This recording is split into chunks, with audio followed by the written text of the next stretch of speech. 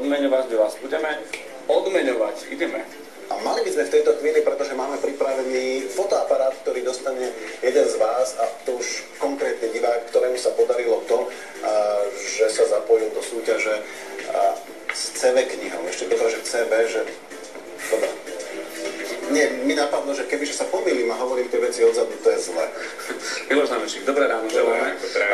Ty poznáš víťaza, my budeme teraz odovzdávať takto symbolicky fotoaparát, ktorý tu ste mali možnosť vidieť v Teleráne.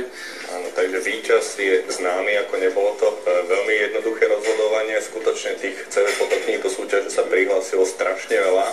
Ale ja musím povedať jednu pozitívnu vec. Na základe teda takej sledovanosti a úspešnosti tejto súťaže sme sa rozhodli, že ju predĺžime až do 31. novembra, takže majú diváci šancu ďalšiu vyhrať. A pridáte aj foťák? A pridáme aj foťák. Ja som myslel, že to predĺžila teraz, že nebudeme žrebovať. Nie, teraz si povieme, ktorý vyhráva tento fotoaparát, takže na stránke diváci nájdú tohto výhercu taktiež. Mňa zaujíma, čo to bola za kniha, fotokniha, ktorá mu v podstate zaručila to, že vyhral. Takže pravidlá boli jasné. Z 10, ktoré dostali najviac hlasov od divákov alebo užívateľov, odborná porota vybrala jednu, o ktorej teda bola presvedčená. A je to konkrétne táto, ktorú si môžem prezrieť. Takže je to CV fotokniha s názvom Kolumbia. Takže v stručnosti len zo pár strán môžeme prelistovať.